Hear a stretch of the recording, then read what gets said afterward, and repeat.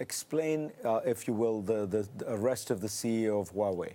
This is a very, very important technology company, one of the huge Chinese technology companies, top 10 in the world, I think, arrested in Canada because the company violated the Iran sanctions. What's that about? Okay, so the United States government has been obsessed with Huawei for some very good reasons for many, many years, to the point that the National Security Agency launched a huge attack inside Huawei's systems just to figure out, are they a unit of the People's Liberation Army? Are they supplying equipment to American adversaries? We know that from the Snowden documents. The operation was revealed in that.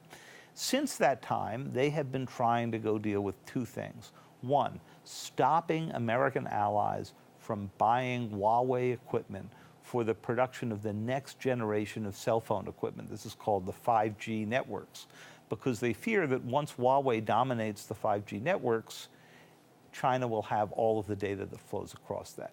So they've basically been banned in the United States. The US has been trying to convince Britain and Canada and others not to go deal with them.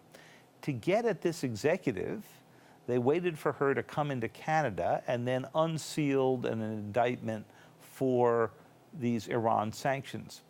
Now, there's very little question that Huawei was doing business with Iran, and they may have a legitimate case. But then it got polluted by the president, who stands up and says earlier in the week, well, perhaps we will just trade away this case as part of our bigger negotiations with China, thus polluting the legal case with the trade negotiation.